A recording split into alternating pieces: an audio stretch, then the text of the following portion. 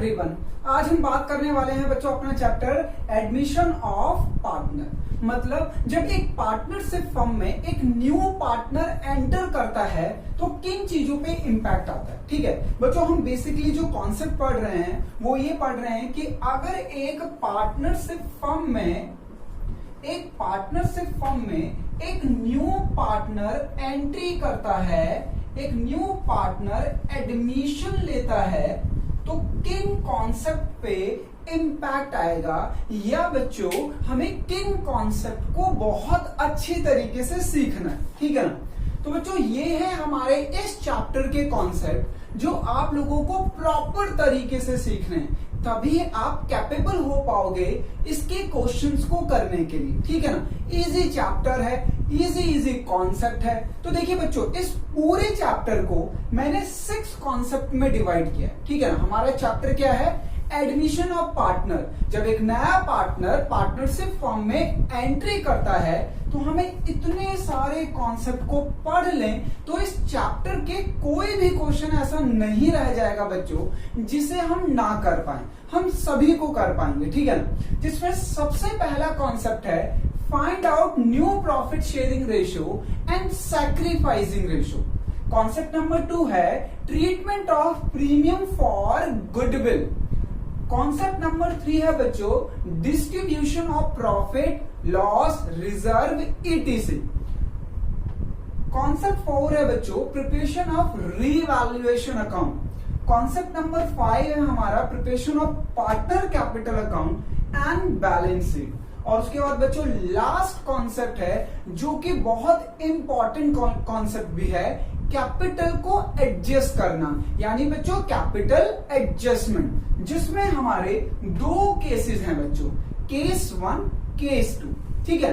तो ये तो आप लोगों को पता चल गया कि इस चैप्टर में हम लोग करने क्या क्या वाले हैं। तो बच्चों हमें ये टोटल 6 कॉन्सेप्ट को पढ़ना है, बट आज की क्लास में हम सिर्फ और सिर्फ बच्चों फर्स्ट कॉन्सेप्ट को स्टार्ट करेंगे। ठीक है ना। सारे कॉन्सेप्ट नहीं करेंगे, फर्स्ट कॉन्सेप्ट को करेंगे। और फर्स्ट कॉन्सेप्ट क्या है हमारा?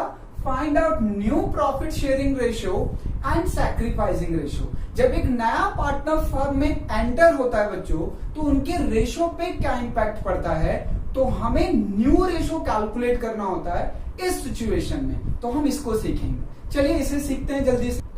देखिए गाइस, तो हमारे कॉन्सेप्ट नंबर 1 में जो हमारा कॉन्सेप्ट नंबर 1 है, इसमें बच्चों हम लोग न्यू प्रॉफिट शेयरिंग रेशियो को फाइंड आउट करना सीखेंगे। और इसमें हमारे टोटल कितने केस है? 1 2 3। टोटल बच्चों हमारे 3 केस है। ठीक है ना। मतलब यहाँ पे जो न्यू रेशियो को फाइंड आउट करेंगे मैंने उसे 3 केस में डिवाइड कर दिया है फॉर इजी अंडरस्टैंडिंग, कि आप कंफ्यूज ना हो उसके सॉल्यूशन को करने में। तो मैंने उसे क्या कर दिया बच्चों? 3 केस में डिवाइड कर दिया। ठीक है। जिसमें से आज की क्लास में हम सिर्फ पहला कॉन्सेप्ट करने वाले हैं। ठीक है ना। टोटल कितने केस हैं गाइस? 3। पर आज की क्लास में हम कितने केस करने वाले हैं? केस नंबर 1 करने वाले हैं बच्चों। तो केस नंबर 1 का हम लोगों को इन तीनों केस में कैसे पता चलेगा कि एग्जाम में केस 1 से सॉल्व करना है, या केस 2 से सॉल्व करना है, या केस 3 से सॉल्व करना है। तो मैं आप लोगों को हर केस की आइडेंटिफिकेशन भी बताऊंगा। सर ये आइडेंटिफिकेशन क्या होता है? बच्चों आइडेंटिफिकेशन का मतलब आप किस तरीके से क्वेश्चन को पढ़ के पता लगा लोगे। देखो मैंने पहले बताया ना, टोटल 3 केस हैं, केस 1, केस 2, केस 3। तीनों केसेस को सॉल्व करने का तरीका भी डिफरेंट है। बट अगर आपको आइडेंटिफिकेशन पता चल जाए, यानी क्वेश्चन को रीड करते ही बच्चों पता चल जाए कि ये तो केस 1 का क्वेश्चन है, तो उसे केस 1 की तरह सॉल्व कर देंगे। केस 2 का है तो उसे केस 2 की तरह सॉल्व कर देंगे, और केस 3 का है तो उसे केस 3 की तरह सॉल्व कर देंगे। तो यहाँ पर तीनों केसेस की अपनी अपनी आइडेंटिफिकेशन है। हम बात कर रहे हैं केस 1 की। ठीक है ना। तो सबसे पहले हम लोग क्वेश्चन देखेंगे, मैं इसको सॉल्व कराऊंगा और आप लोगों को इसकी आइडेंटिफिकेशन भी लिखवाऊंगा, और आप लोगों को याद भी हो जाएगा कि यार इस तरीके के क्वेश्चन को इस तरीके से सॉल्व किया जाता है। तो बात कर रहे हैं गाइस हम केस नंबर 1 की आज। ठीक है ना। तो देखिए जरा इसका क्वेश्चन क्या है स्क्रीन पे। कह रहा है A B and C are partners sharing profit ratio is 3:2:1।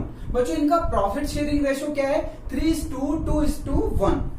They admit D as a new partner by 1/4 share. बच्चों इन्होंने D को एडमिट किया है 1/4 शेयर से।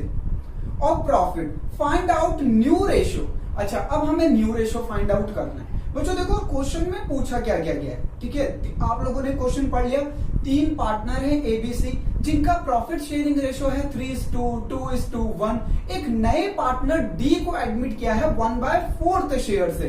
अब आप लोगों को ए बी सी डी का न्यू रेशो कैलकुलेट करना है, ठीक है? तो बात करते हैं आइडेंटिफिकेशन की, ये हटा देते हैं। अब जरा बात करते हैं क्वेश्चन में बोला क्या क्या गया है। बच्चों ए बी सी ये 3 ओल्ड पार्टनर हैं, ठीक है ना? कौन से पार्टनर हैं ये? Old partner. ये तीनों क्या हैं? ओल्ड पार्टनर जिनका रेशो है 3:2:1। इन्होंने एक नए पार्टनर डी को एडमिट किया है 1/4 से, और ये कह रहे हैं कि भाई ए बी सी डी का न्यू रेशो बताओ, ठीक है? ये इनके बच्चों ये ओल्ड पार्टनर हैं और ये इनके ओल्ड रेशो हैं। बट अब क्योंकि डी भी आ गया तो इनका ए बी सी डी चारों न्यू पार्टनर हो गए, तो इनका न्यू रेशो बताना है। तो क्वेश्चन में पूछा ये गया है, ठीक है ना? सर हम एक बात पूछें? हाँ पूछो, क्या बात पूछना चाह रहे हो? सर हमें एग्जाम में ये क्वेश्चन आ गया तो हमें कैसे पता चलेगा ये केस 1 का है? देखो मैंने कहा ना, केस 1 हो चाहे केस 2 हो चाहे केस 3 हो, इन तीनों की अपनी अपनी खुद की आइडेंटिफिकेशन है। अगर हम केस नंबर हम लोग केस नंबर फर्स्ट की बात करें तो जरा क्वेश्चन को एक बार दोबारा देखो आप लोग।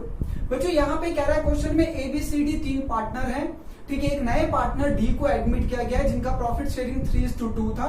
डी को एडमिट किया गया है 1/4 से। बट ये 1/4 डी को दे कौन रहा है? तो बच्चों ये गिवन नहीं है, मतलब डी एडमिट हुआ है 1/4 से, पर उसको ये 1/4 कौन दे रहा है? कोई नहीं दे रहा। मतलब यहाँ पे डायरेक्टली पार्टनर के नाम नहीं लिखे कि ए दे रहा है कि बी दे रहा है या सी दे रहा है, कोई गिवन नहीं। इसका मतलब आइडेंटिफिकेशन बनी बच्चों इसकी फर्म गिवन बाय फर्म। इनको न्यू रेशो कौन दे रहा है? Given by firm.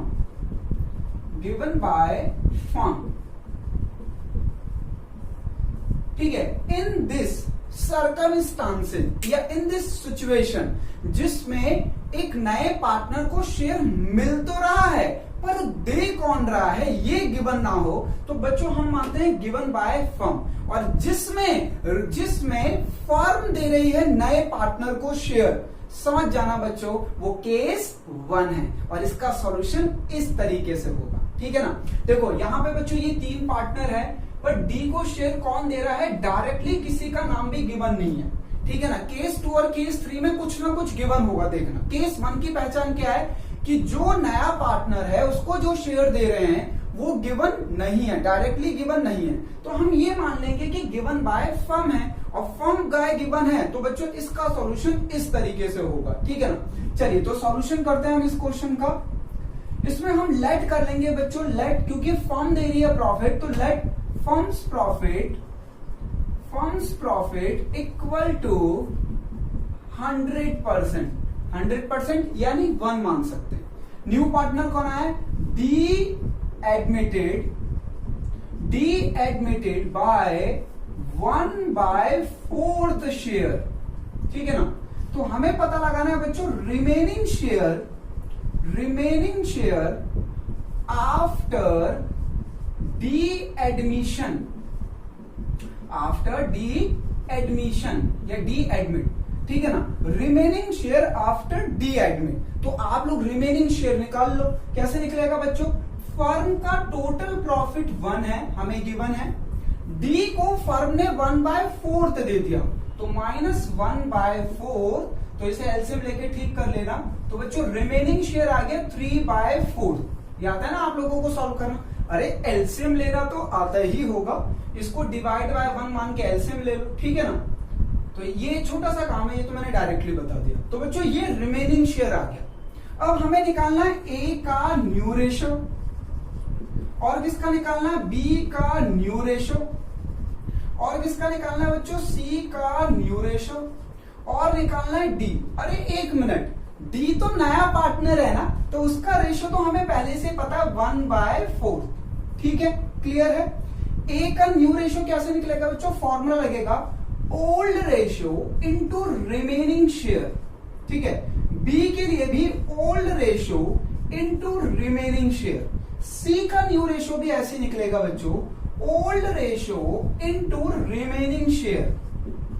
ठीक है, अब इन तीनों के ओल्ड रेशो पता है हमें 3:2:1। तो बच्चों ए का ओल्ड रेशो क्या हुआ 3/6, बी का ओल्ड रेशो क्या हुआ 2/6, और सी का ओल्ड रेशो क्या हुआ 1/6। बच्चों डी का नहीं करना, डी तो नया पार्टनर ही है, तो इसका शेयर तो हमें पहले से पता है 1/4, तो हमने वही 1/4 रख दिया। अब बच्चों इसे मल्टीप्लाई करना है रिमेनिंग शेयर से, तो रिमेनिंग शेयर क्या है हमारा, remaining share after D admission, ये आया बच्चों 3/4। कैसे, फर्म के प्रॉफिट में से डी का शेयर निकाल दिया तो रिमेनिंग शेयर बच गया। ये रिमेनिंग शेयर रिमेनिंग पार्टनर यानी ए बी सी में आप लोग डिस्ट्रीब्यूट कर दो, old ratio into remaining share, old ratio into remaining share, formula ये अप्लाई करना है, old ratio into remaining share. तो बच्चों मैंने इनके ओल्ड रेशो तो लिख ही दिए, मल्टीप्लाई कर देते हैं रिमेनिंग शेयर से। रिमेनिंग शेयर है 3/4, 3/4 एंड 3/4। तो बच्चों ये आ गया हमारा 9/24, ये आ गया बच्चों 6/24, और ये आ गया बच्चों 3/24।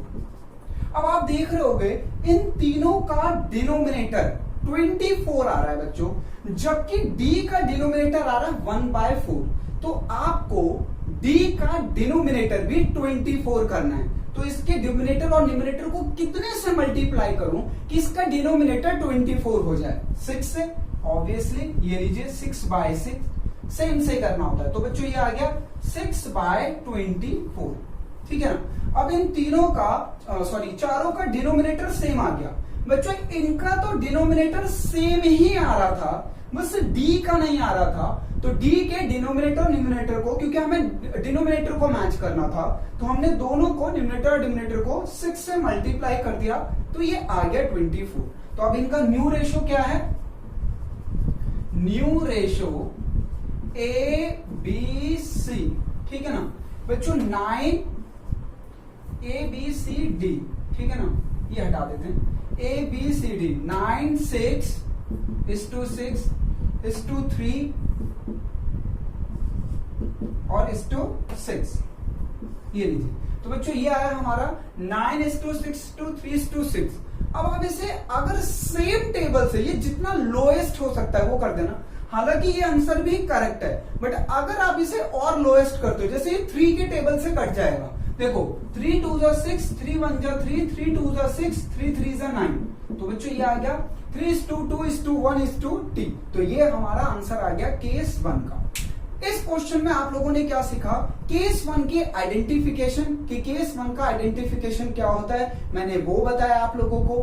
ठीक है ना, केस 1 को सॉल्व कैसे किया जाता है कि हमें पता चल जाए कि ये केस 1 है। डन है गाइस, मुझे नहीं लगता इसमें कोई डाउट होगा।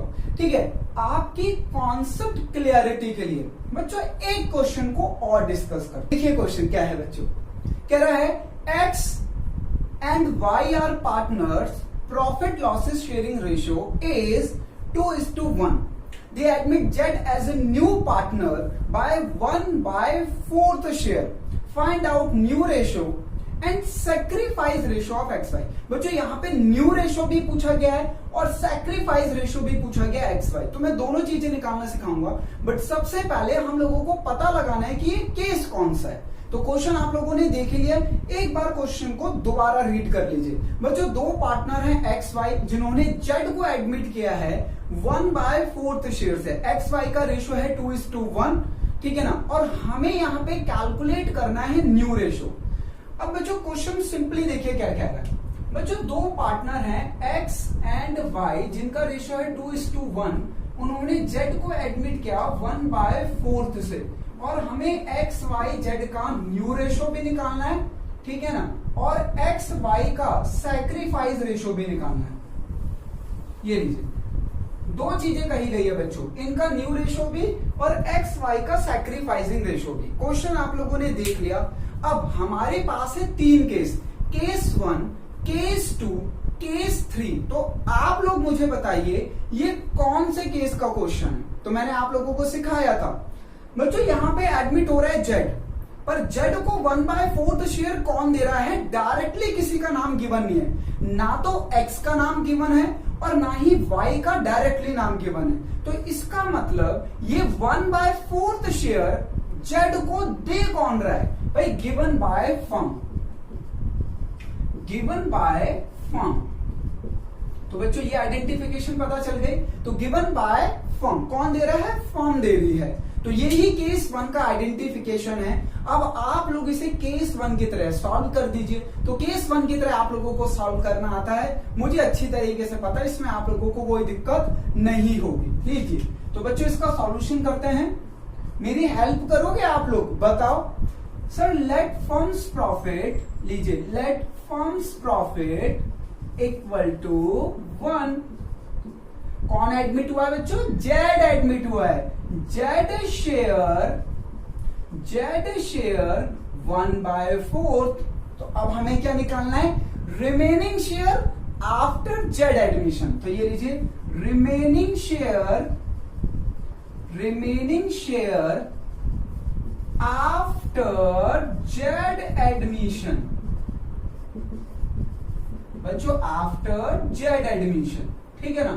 जेड के एडमिशन के बाद हमारा रिमेनिंग शेयर क्या है, तो कैसे निकलेगा बच्चों, फर्म का प्रॉफिट है 1 माइनस जेड का शेयर 1/4। तो ये आ गया रिमेनिंग शेयर 3/4। क्लियर है। लीजिए एक्स का न्यू रेशो निकाल लीजिए बच्चों, वाई का न्यू रेशो निकाल लीजिए, और जेड का, 1 मिनट, जेड का न्यू रेशो नहीं, जेड तो न्यू पार्टनर ही है, तो उसका रेशो क्या हुआ बच्चों, 1/4। अब हम एक्स का न्यू रेशो कैसे निकालेंगे बच्चों, क्या फॉर्मूला था उसका, अभी अभी सीखा था, बताओ जल्दी से sir. Old ratio into remaining share. अच्छा वाई का भी ऐसे old ratio into remaining share. बच्चों इनके ओल्ड रेशो क्या है, तो इनके ओल्ड रेशो है 2:1। तो 2/3 एंड 1/3। रिमेनिंग शेयर बच्चों हमारा ये आया है, तो ये लीजिए 3/4। तो ये आ जाएगा 6/12। ये आ जाएगा बच्चों 3/12। अब इन दोनों का डिनोमिनेटर देखो बच्चों, इसका भी 12 आ रहा है, इसका भी 12 आ रहा है। हमें जेड का डिनोमिनेटर भी 12 करना है, तो कितने से मल्टीप्लाई करो इसके न्यूमिनेटर और डिनोमिनेटर को कि इसका डिनोमिनेटर 12 हो जाए, बस। ये लीजिए 3/3। तो बच्चों आ गया 3/12। तो इनका रेशो क्या आ गया बच्चों, देखो 6:3:3। तो डिनोमिनेटर को नहीं लेना होता, तो ये आ गया 6:3:3। ठीक है ना। आप इसे टोटल करोगे तो 12 भी आ रहा होगा। देखो 6, 3 और 3 12, और डिवाइड में भी 12 है। अगर ये और शॉर्ट हो सकता है तो आप लोग उसे और शॉर्ट कर लीजिए, ठीक है ना। तो ये और शॉर्ट हो रहा है बच्चों, 3 1 जा 3, 3 1 जा 3, 3 2 जा 6। तो ये आ गया हमारा new ratio X Y Z का 2:1:1। बच्चों इस क्वेश्चन में सिर्फ हमें न्यू रेशो ही नहीं पूछा गया था, इस क्वेश्चन में पूछा गया उनका सैक्रिफाइसिंग रेशो। तो एक्स और वाई का सैक्रिफाइस निकालना है बच्चों। सैक्रिफाइस रेशो निकालने का फॉर्मूला होता है, सैक्रिफाइस रेशो का फॉर्मूला होता है old ratio minus new ratio, ठीक है ना। याद रखना सैक्रिफाइस रेशो निकालने का फॉर्मूला होता है old ratio minus new ratio.